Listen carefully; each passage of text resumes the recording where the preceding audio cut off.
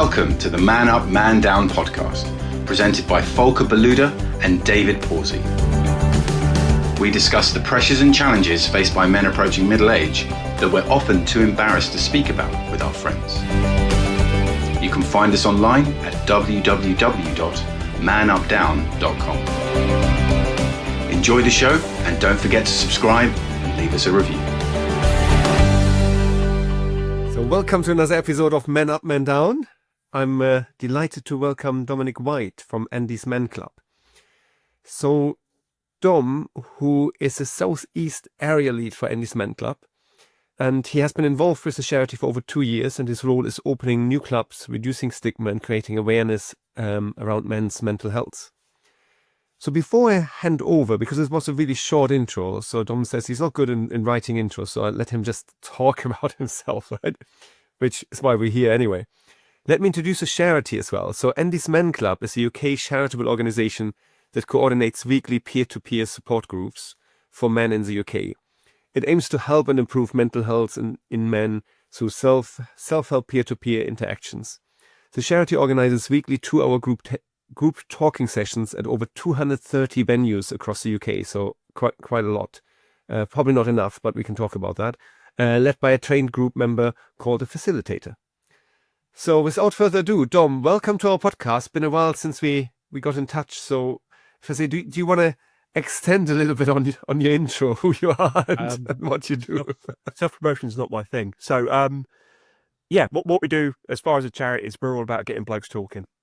And that's any man over the age of 18, can come to our sessions.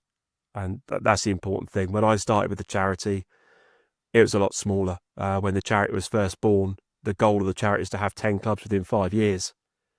And they thought, there's a video that said, oh, great, we've hit 50 clubs within 5 years. So now 230 clubs, we're definitely going in the right direction. The goal of the charity is now to have a club within 30 minutes of every man in the UK. I'm just a small part of the AndysManClub, but it's a charity that means a lot to me. I've seen what it's done for the guys.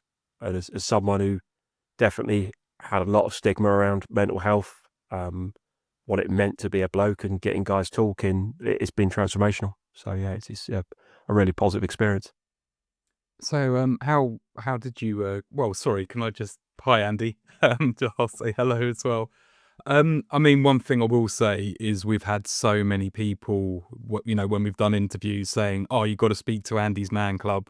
So, I've lost count of the number of guests that have said, oh, you got to speak to this organisation. So, yeah, thanks for coming on. And, it is one we've been wanting to do for a while. So how did you personally get involved? I personally got involved. I found the charity pre-COVID, when it was very much still in its infancy. Well, but it was still up north where it started. And then, obviously, COVID happened. World got busy for a little while. Things changed.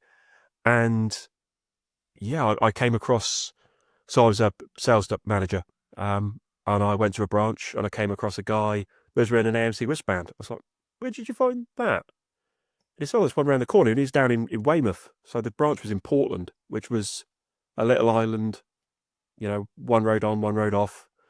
And went along, and there's 30 plus blokes sat in a room just talking. Every guy from every background you could ever imagine. And I was like, wow, this is not what I expected. So it was great. The strangest thing is a guy who walked through doors for a living to encounter every kind of situation possible. Going through the door for that AndysManClub first time, I was like, oh, I'm a little bit nervous. Like, I don't know, shouldn't have been, but I was. It was just magic to just sit there and talk. It's not a clinical environment. It's just a room full of blokes with a black foam football that will just pass the ball, and you can just talk. You don't have to be someone you're not. You don't have to wear the mask that you are for your missus or your mates or your work or wherever. You just be like, this is me. This is me.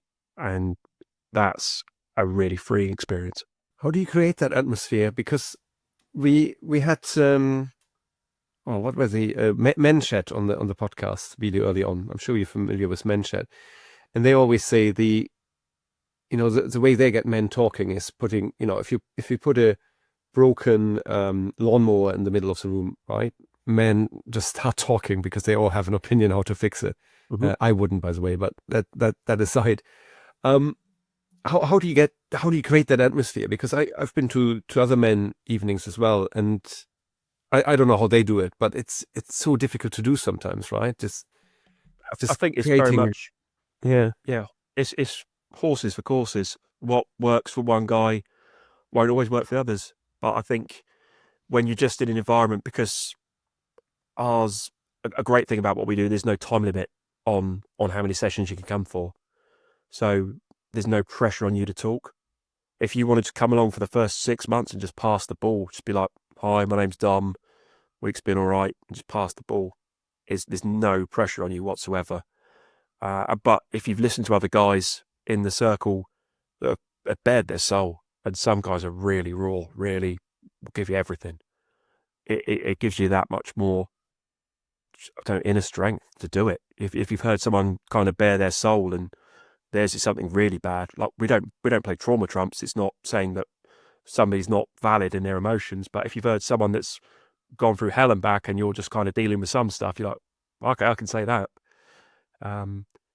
It's just about, giving the guys the time. Like I've seen guys come along to the club before where they have just talked about current stuff for months and then just talked normally about around the general stuff. And then with one guy in particular, the ball came to him on a question 3 and he just felt the room change. And he just took in this real deep breath and was like, "You're all right." And he's like, "Look, I know you lads now. I trust you. You trust me. I've told you some stuff." He's like, "This was my childhood." And his childhood was an absolute horror show. But he'd never told anyone about it. He'd never spoke about it. And that's it. You can't force people, especially guys, if you've buried stuff that deep and you've put on so many masks that you're not even sure who you really are anymore, let alone where it all fits. And taking that mask off, I always say it feels a bit like when we're playing Jenga, where you sometimes you're like, "Christ, if I take out this block, the whole thing's going to come down and it's not going to go back together." And that is a scary place to be. So it's just you don't force people into it. Just know that you're there, and if they want to talk, they talk. If they don't want to talk, they don't have to talk at that moment. It's on their timetable.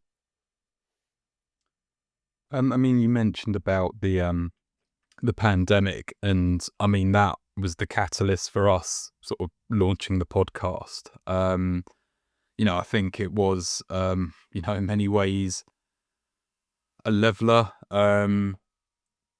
But I think it, it was a traumatic, uncertain period.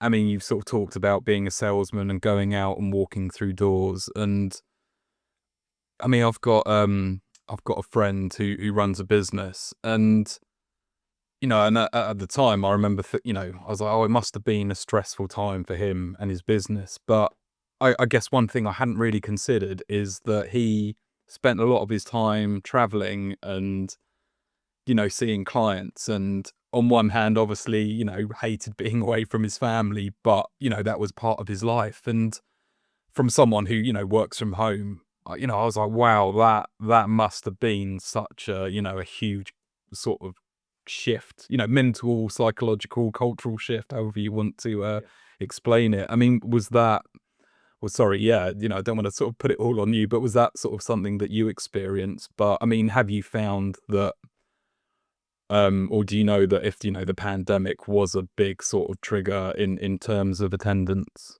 I think a lot of people, I don't know so much from AMC's point of view, but generally across the board, through my experiences with people, some people had an absolutely fantastic pandemic. They loved it. I've got a friend who is a avid online gamer, and he doesn't like going out. So for him, being paid to stay at home and play games was great. I've got another friend is a keen cyclist, and he taught himself to paint landscapes. He used to cycle out to the New Forest with a little bottle of wine, paint, and cycle back. He had an absolutely great one. For some other people that, we were trying to work from home, look after the kids that weren't at school, control everything else that's going on within, it was carnage, absolute carnage. and trying to be upbeat for everyone around you at the same time as well. You know, I was the guy that when the pandemic first kicked off, my initial thing, I went out and bought a second fridge freezer and I bought my dad a steak for his birthday. And that was my thought process, because myself and my wife were in Venice, February 2020. So we just saw sort of COVID on the news because we had that on the English language channel. We're like, oh, wonder what this is. And then we came back, and it was the day we came back was Caroline Flack sadly took her life. And then the world just changed. I was involved in construction, so I was officially furloughed for 3 days. And then it was all hands to the pump again. It was just, I think a lot of people we've set up our lives in a way that we got different coping mechanisms and different ways to blow off stress and different distractions. And if you've had all those coping mechanisms, distractions, well, not taken away, but severely limited, it did cause problems. We weren't ever, if you've gone from having a life where you spend a set amount of time with certain people and that's your kind of limit, to them being you're with them 24/7, that's a lot. We're talking about the pandemic. I'm trying to get us back. I don't know. Do I try to get us back? I mean, how you said it started in the pandemic? Did you start doing it virtually, or when did you No, start? sorry, I didn't. Sorry, I tried to open one up pre-pandemic, Oh, but then during the pandemic, the AndysManClub. Yeah. To be honest, I just had my head buried in a computer for the best part of 18 months. So you didn't do anything online or anything. So it was just on hold. No, AMC was working online, but I was just busy. So you weren't involved, but other people were running it. That's what you're saying, huh? Yeah, no, I wasn't involved during the pandemic, but Okay. AMC itself was running. Yeah. I mean, I said it in the introduction. 230 locations across the UK. So assuming, moving on from the pandemic, this is all physical locations. If I say where are they? Are they certain sweet spots, or how are you organized, and how can people find it? Is it on your website? There's a locator on our website, but I'll send you the link. So it started up in Halifax, so there's a good lump around Halifax, and it just spreads out. And now we're all over the place. All our venues aren't. We don't use religious venues, and we don't use political venues, and all our venues are wheelchair accessible. Just try and make it as easy as we can for the guys. But yeah, our venues are normally like local authority buildings, social clubs. Obviously, if the bar's closed, but anywhere someone will let us have an AndysManClub. To be fair, it's a simple format we do. It's just about getting those guys a space where they can go. The goal of the charity is now to have them within 30 minutes for every bloke. So is 230 enough or not? Don't know. You think? No. It'll be 230 is potentially the tip of the iceberg. It is some places, like we could open a club and it'll outgrow its venue within a month. Yeah. And then next thing you know, right, we have to get another venue, and that's how they build. But that's great. But all our facilitators are guys that have walked through the door, so they get it. We don't have trained clinicians or psychiatrists or anything else like that. They are literally a guy that's walked through the door who understands mental health from his own personal perspective and has got himself into a better place and just wants to give back and just be there to support the lads. So is there a sort of what is the process then for becoming a facilitator? It's to come along to an AMC, understand how it works, understand what we're all about, and then you've got no one ever stops. The battle with mental health is always the battle, but as long as you feel you're in a good place in yourself and you feel that you can take on that little bit more and want to, then just speak to the guy that's leading the club, and you do the online facilitator training. They'll take you through the kind of finer aspects of it, and then it's not always about facilitating or being a facilitator. It's not always about leading that night's session or leading that club. It can be, you're making the tea and the coffees, you're on the front door greeting the guys in, you're co-leading, so that way if somebody needs to take a step out from the circle, you can go with them and another guy can, so there's always people to support them. If ever a guy has to leave the circle, if there's anything safeguarded, it was always 2 guys go with them. So you just alluded to that. So the facilitator, they're not trained in therapy or anything like that. No, but none of us are therapists. We are peer-to-peer support, so we don't Yeah. give advice. We're not trying to fix guys. The power of what we do is just giving those guys that space to just be who they are and say out loud all the stuff that they keep locked inside, and just, without fear of judgment, just in a supportive environment to know that they can talk and it's all right to be them. So if we compare, because we had Talk Club, or we did a session with Talk Club as well, right? I guess that's very similar organization. Do you guys, I say talk, no pun intended here, but do you guys talk to each other? Do you try to cooperate, or? They're not someone I've heard of, to be honest. But okay. Again, I'm a little part of AMC. Yeah. But no, there's lots of different charities out there doing similar stuff. And it is just, that's the great thing. It's AMC won't be for everybody. It's about giving everyone a chance to find. It's a bit like when you try to go to psychiatry or therapy. You've got to try and find the people that you feel get you and you get them, and that allows you to be vulnerable and unlock anything that you're hiding. If you're trying to be someone you're not, to placate someone else, it doesn't really work. It's just as we have started with the podcast, as David said, right? We started during lockdown as well. We almost find ourselves, finding, if I say you guys and Talk Club and and other groups, and I sometimes think it's, blowing my own trumpet here, but it's great that we can bring them all together, right, and connect them. And obviously we're happy to do that if you don't know Talk Club, but I mean there are other organizations, as you say, there are other organizations out there we might have not heard of. And I'm almost thinking, if and I mentioned the men's shed as well. They all have the same purpose, in my opinion, right? Getting blokes to talk and to open up. And I almost sometimes want to go like, oh, why don't we combine them all? Because then we, instead of 230, and I don't know what the other clubs have.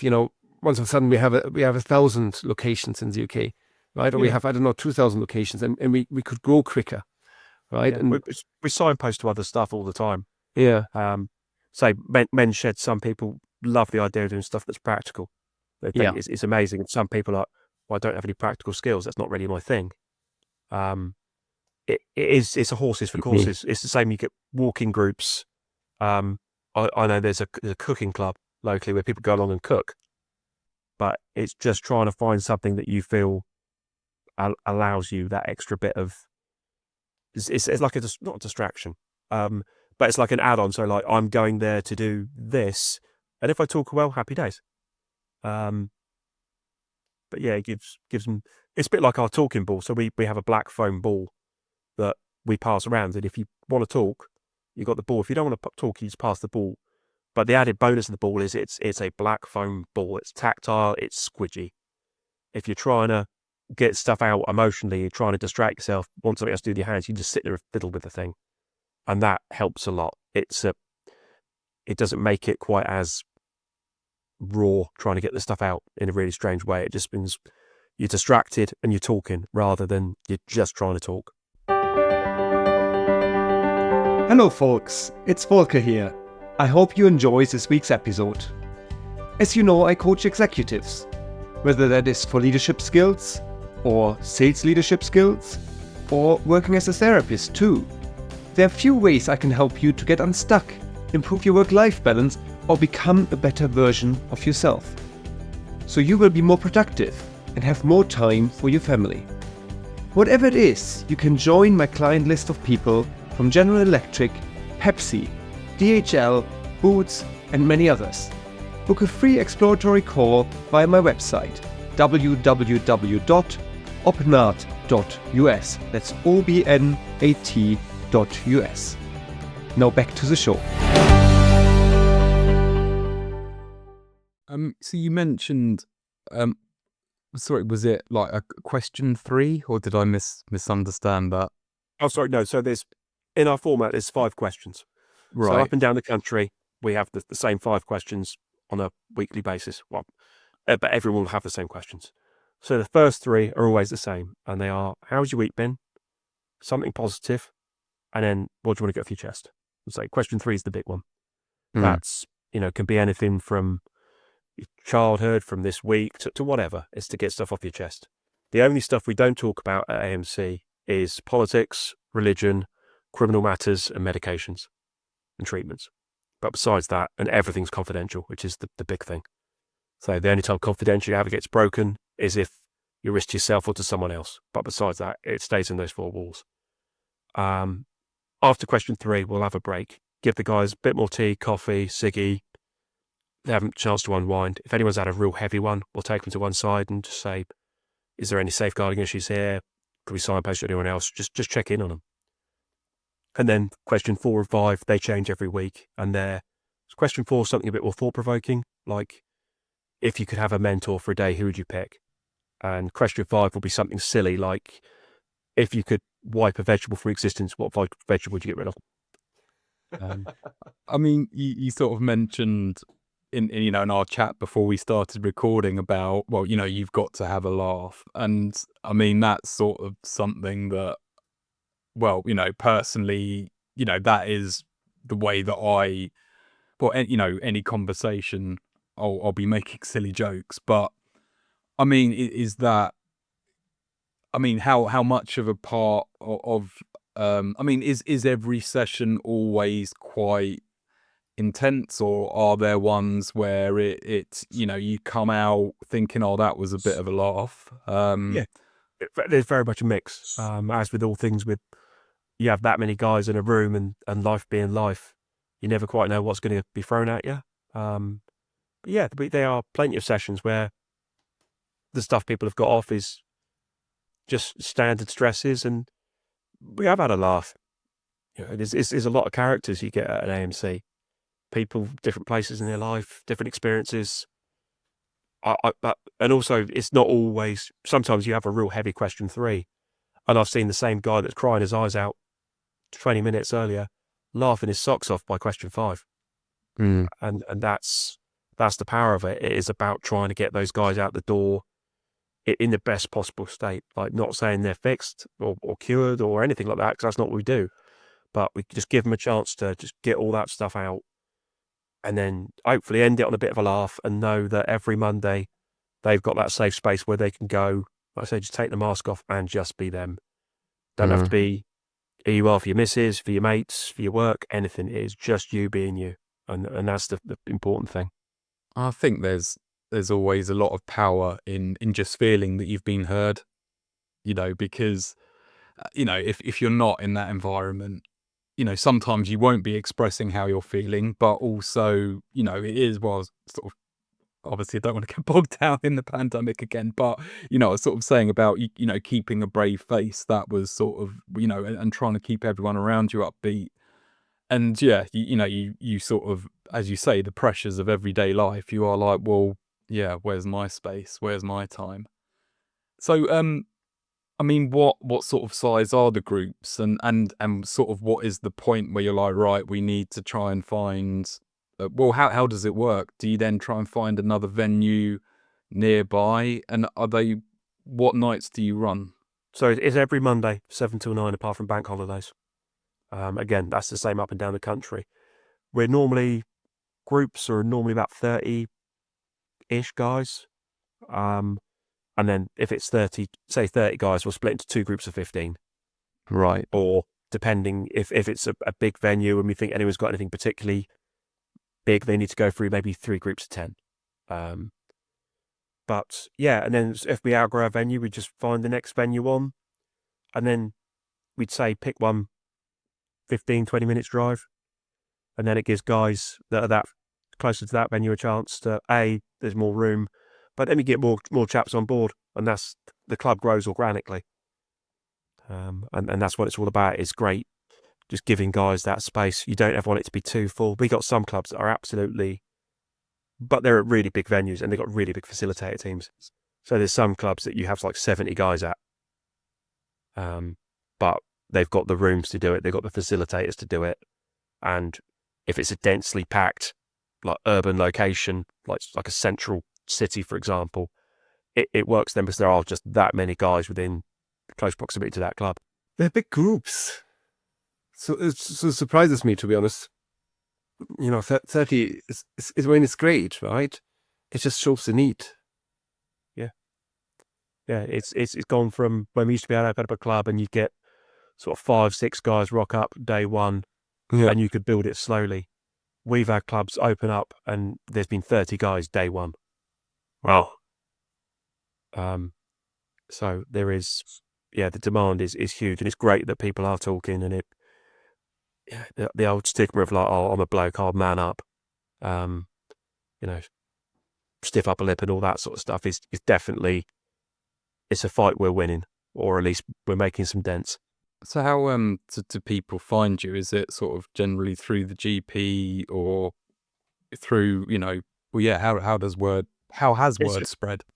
A bit of everything. We do a lot of online stuff. So yeah, Facebook, we're big on. Instagram, we're big on. We got some great social media people that do stuff for us. People are real good at sharing our message, which makes a huge difference, especially if people see it shared from someone they know. They tend to take a little bit more notice. And say celebrities, sports stars have all, people, like I said, people are talking about us, which is great.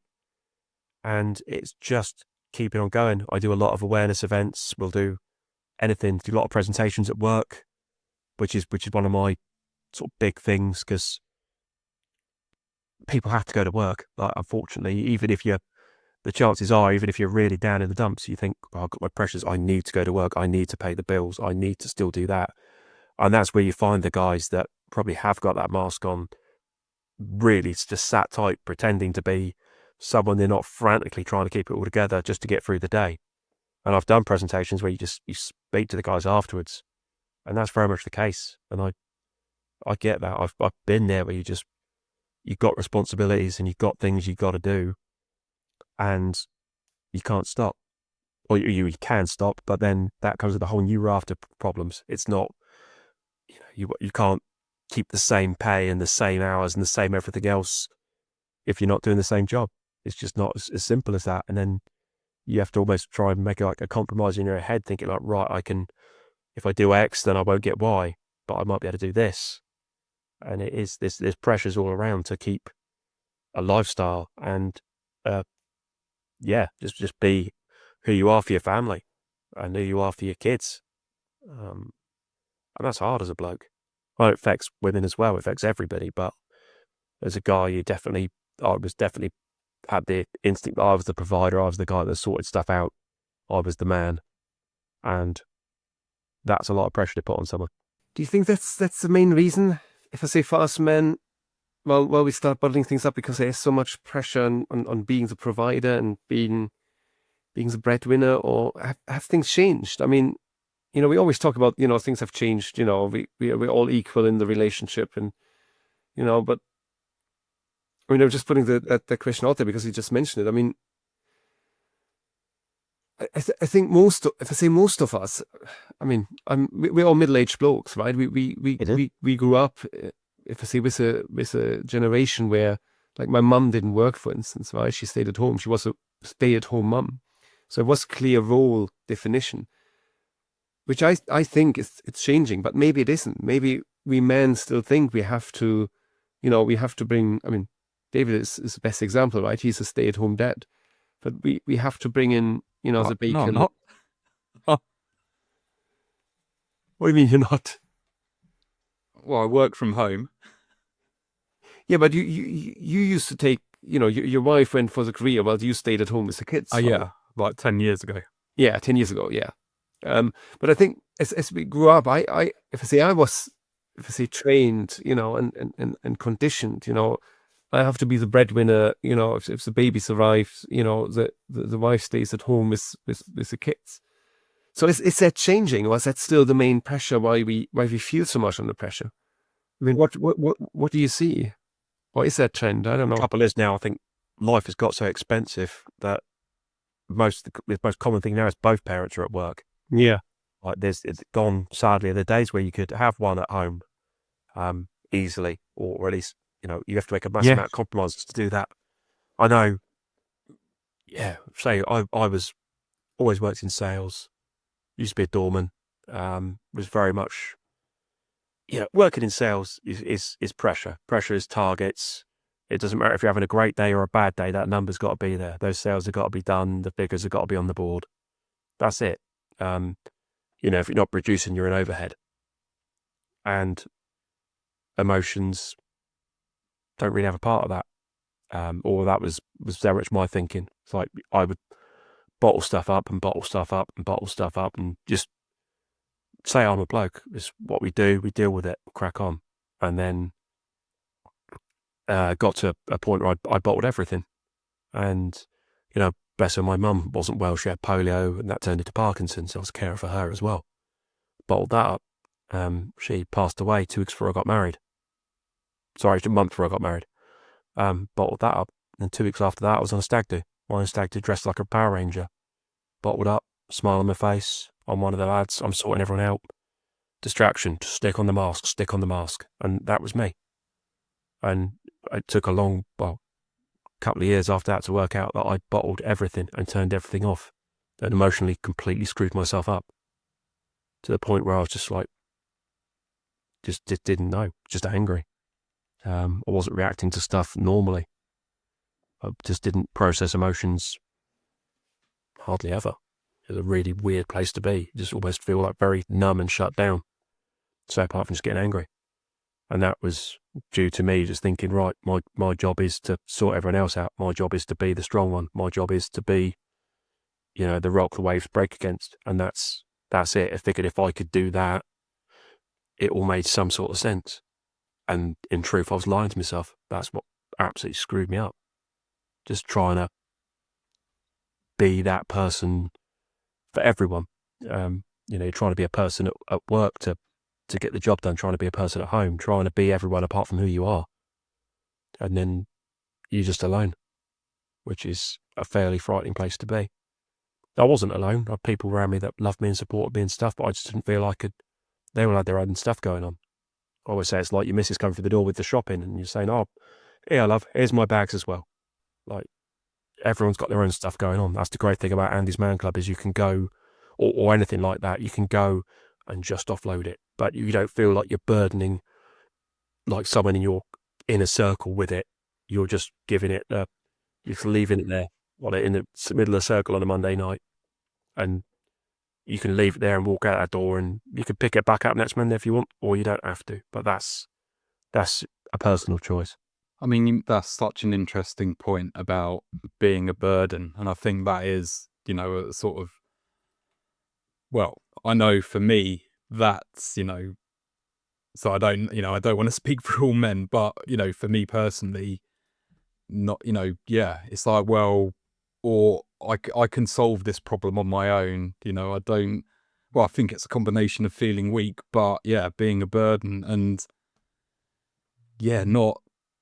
I guess if you tell something to a friend, then it's that, but are they going to be checking in on me like every sort of couple of days now?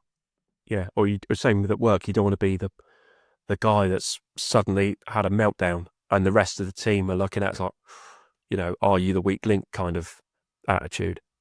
It's same with your missus, like, you put on a not a character to your other half, but if you're always like, I'm the man, I'm the guy that sorts out the problems, I am this character, you don't want to look less or make yourself feel like less, even though I know for a fact she wouldn't ever think in a million years, and she doesn't. But you do tell yourself stories like, oh God, hold on a minute, what if I'm, I'm always the one that provides the solutions, what if now I'm the problem? It's a hard place to be. You do paint yourself into a corner.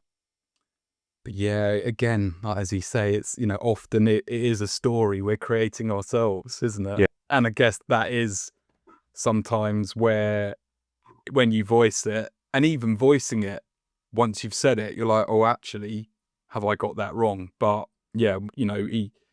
someone else might say, well, actually, I see that situation in slightly a different perspective. So, well, it is, I think, a big part of it is always getting different points of view and different perspectives on it, isn't it? And your own history as well. You'll have a persona but if you meet people you've never met for the first time, stuff that happened to you 20 years ago isn't relevant to them. They're like, well, okay, but this is who you are now. But you don't always see that in your head. You're still this culmination of all this stuff, and they just see you for you. It's like when you see like the sports stars, it's like, wow, 20 years ago, I was the Premier League footballing superstar. I'd be like, okay, but you're not that now. And that's, again, quite a hard thing when guys are transitioning from out of like military service and stuff. They always say like they're trying to find their place in society.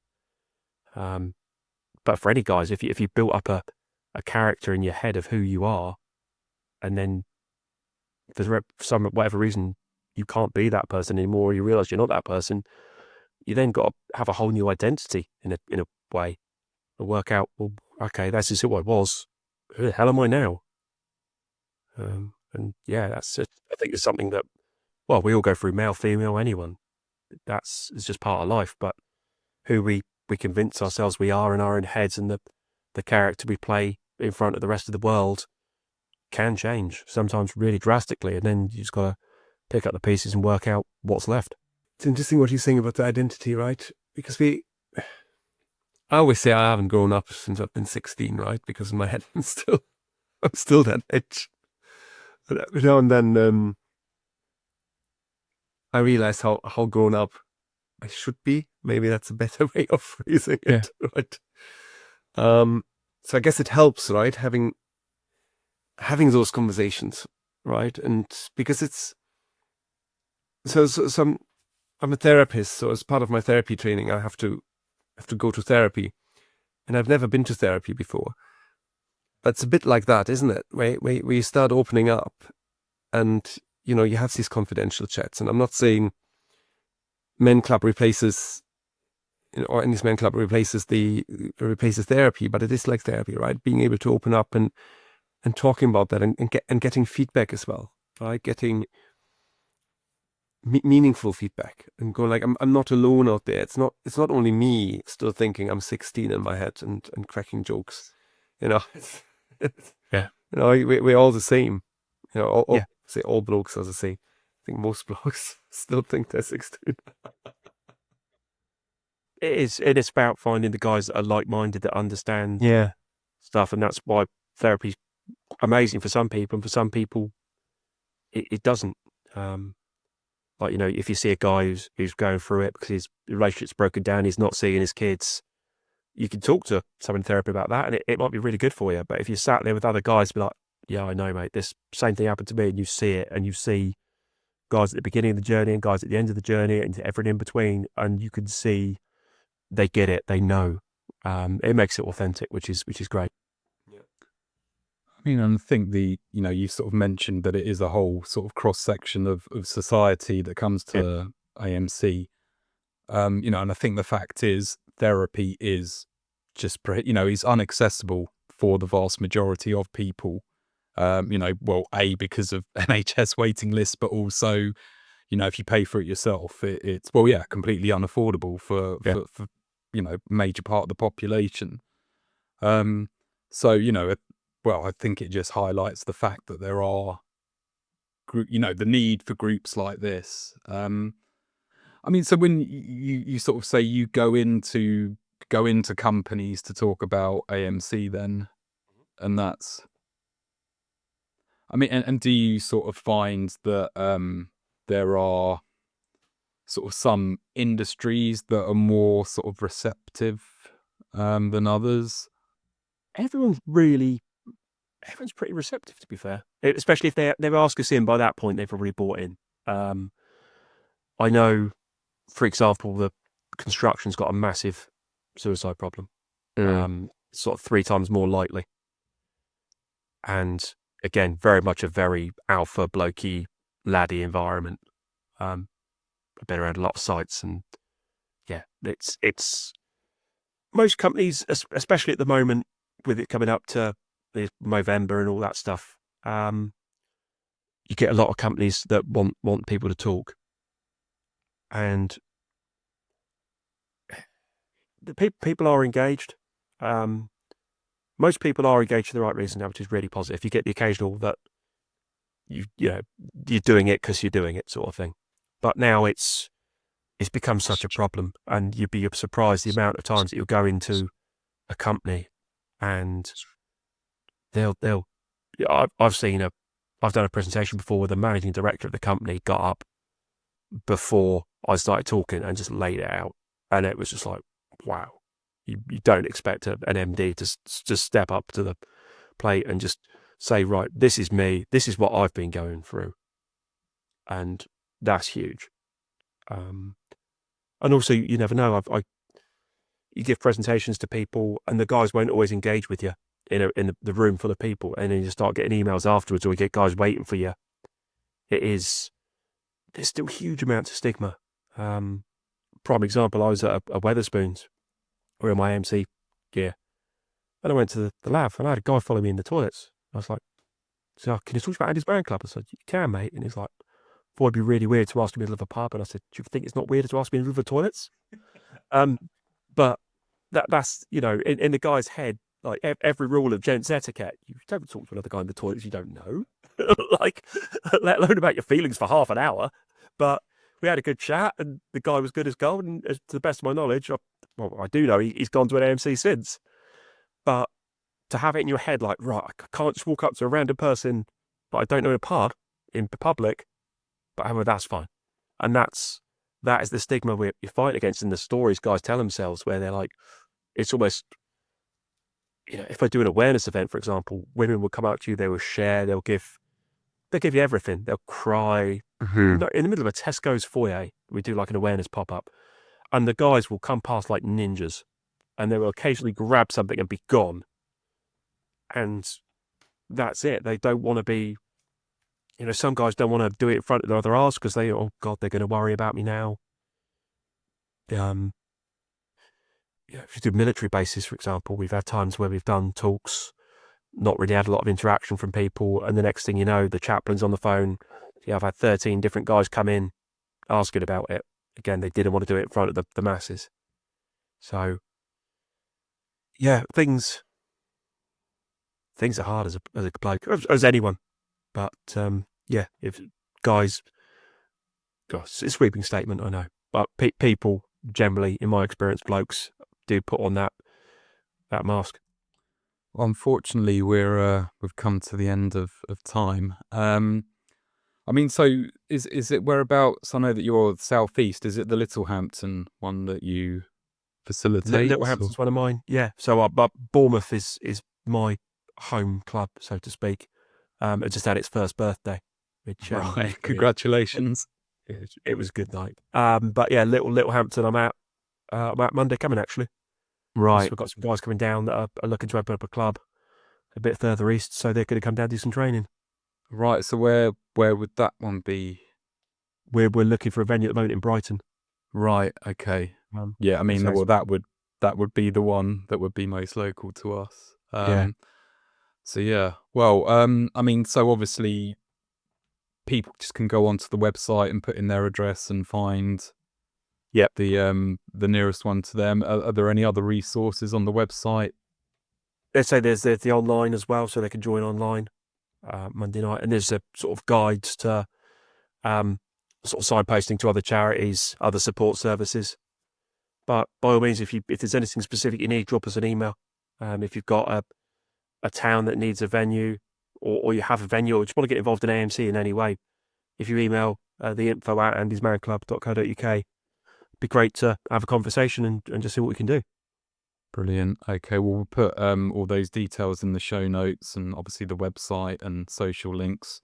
But I mean, well, when you sort of mentioned about your first birthday, you could see your face sort of light up with pride. I mean, it obviously is something that you get a lot out of. And I think, as you say, it is that thing of it's, you never conquer it. And there are times where, you have dips and you feel better, but, and I think it is important when you are feeling good, helping others, regardless of whether it's in an environment like that.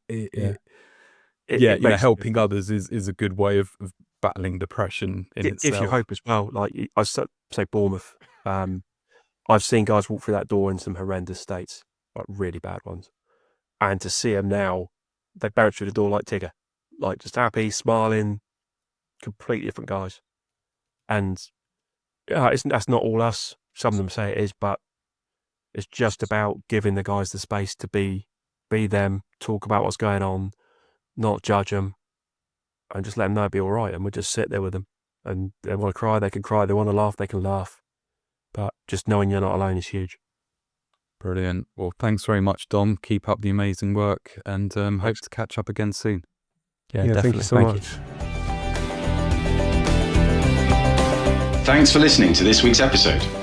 Feel free to reach out to Volker or David via our website, www.manupdown.com or podcast@manupdown.com, with any feedback or to let us know what topics you'd like us to cover in the future. Hear you again soon.